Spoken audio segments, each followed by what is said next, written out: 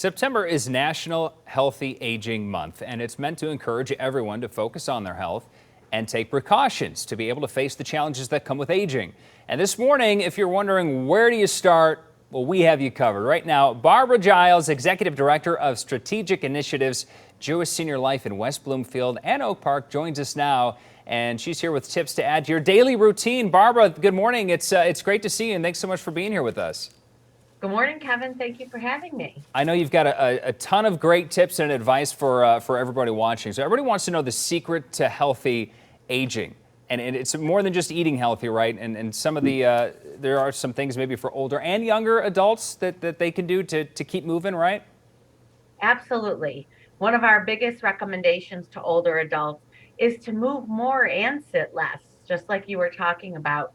Getting up and taking a walk every day, making sure you're going to your mailbox, anything you can be doing to make sure that you're getting up more, especially on the back end of this pandemic when so many people stayed put for so long. It is really critical for people to get up and get moving. It can be as simple as going around the block, and it can be as complex as going to the gym, but it can be really simple stuff.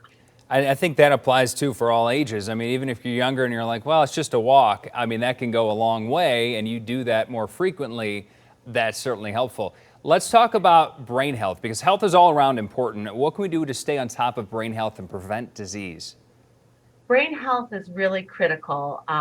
We would encourage people at Jewish Senior Life to take classes, keep your brain stimulated. There are puzzle classes. There are even brain health classes that you can take online now, where you can use that muscle that's in your brain, because it's a use it or lose it. And it's really important for people to understand that the brain does change as people age, but dementia itself is not a part of healthy aging. So brain changes are normal. But what you don't want to have happen, when you're seeing real significant memory loss, that might be an illness that really needs treatment. So we would really encourage people to visit their doctors, but also to keep your mind going. Sudokus, puzzles.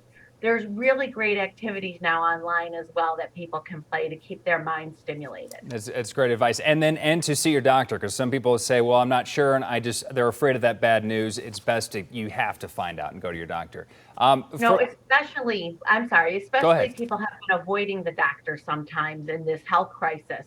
Critical to get back to seeing your doctor. Yeah, and that was from the pandemic, and then also from effects of the pandemic are our loved ones in senior homes. They're already maybe at times feeling lonely or isolated, being physically away from family, and that was made worse by the pandemic. How can we work to prevent social isolation and loneliness too? Well, now at this phase of the pandemic, there's no visitation limitations in any kind of setting. So we would encourage people to get back out there, to visit their family and friends who might be in communities or even are living alone in an apartment. There are wonderful senior centers that are re-engaging in activities. Places like Jewish Senior Life have activities going on, like cruise ships that never leave the port. There is always activity. And so decreasing that social isolation now is really critical, because depression is really staggering right now in older adults, and part of that is from being separated from family and friends. Also, even the video, just like we're Zooming right now, is something that can be helpful. So really critical to get out there, and if you can volunteer, and that's another way you can help decrease isolation for people. And what about people that may want to volunteer or maybe are unsure about it and just have sort of hesitated? What are some of the benefits of volunteering?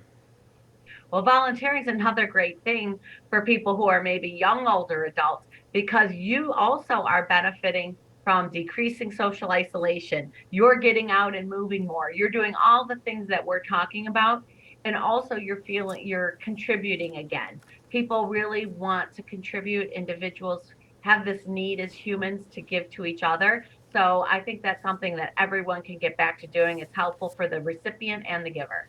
Well, Barbara Giles with Jewish Senior Life, thank you so much for being here. You can go to jslmi.org for more information. We really appreciate your time and sharing that insight with us, Barbara. Thank you so much.